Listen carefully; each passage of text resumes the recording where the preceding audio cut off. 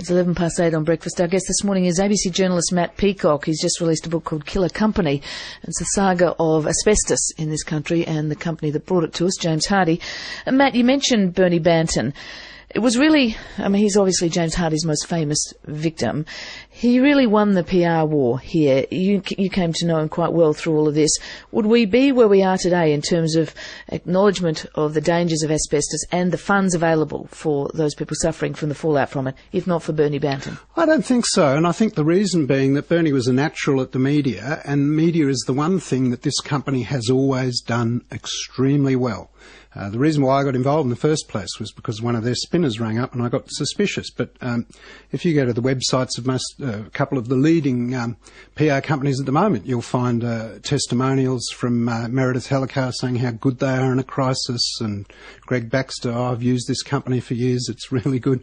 This is the skill of the company, was spin, and Bernie outspanned them, essentially, and that's what brought it undone. And two of the strongest stories in your book, I think, revolve around Bernie. For a start, there's the shameful story about him in the book. He and two of his brothers were afflicted with dust disease.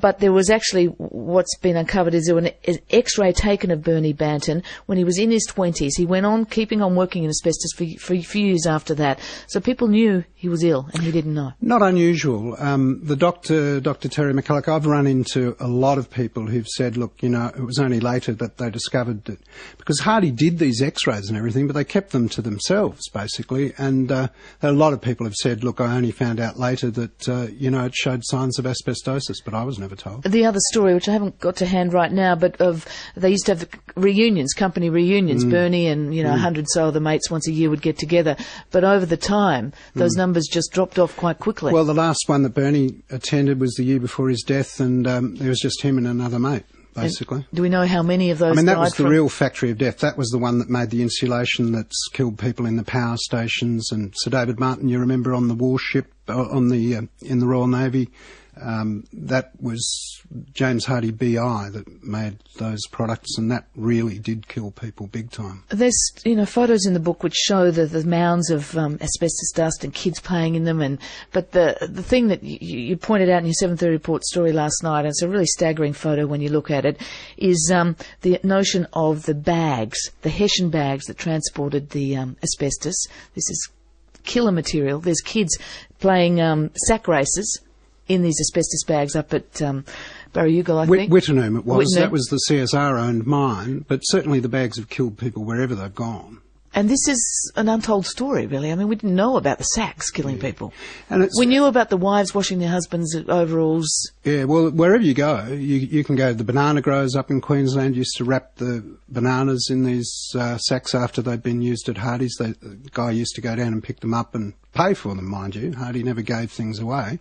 And there's a string of banana growers who died from it, fruit sellers in Victoria markets, wheat farmers over in the west that got their superphosphate in it, and under the carpets. And under the carpets. That's the frightening revelation at the end of the book, is it's still there, lurking, because a lot of these sacks were churned up, made into carpet underlay, put into houses, I suppose, up until the mid-70s? Yeah, that's right. Well, Hardie itself did tests on these things. They were cleaned, but it didn't clean them enough. There was still dangerous levels of dust. And I noted this from 1971. Hardie, the minutes of their environmental meeting said one of their managers was walking through the Brooklyn factory in Melbourne and said, what are those bags doing? Oh, they're going off to be used as carpet underlay. But you see, the point of that, it may not have killed very many people. We won't know, really, because if you think about it, if it went on to the 60s, say the 70s, how long does carpet last? You don't rip it up until, 10, 15 years? And we don't know yet of anyone who's contracted mesothelioma from underlay. No, but there's 2 points about that. Firstly, who would think of it? You get a mesothelioma to go down, it's another mesothelioma not caused by asbestos. Now, these so-called environmental mesos I'm very suspicious of. The more you look, the more you do find that asbestos connection.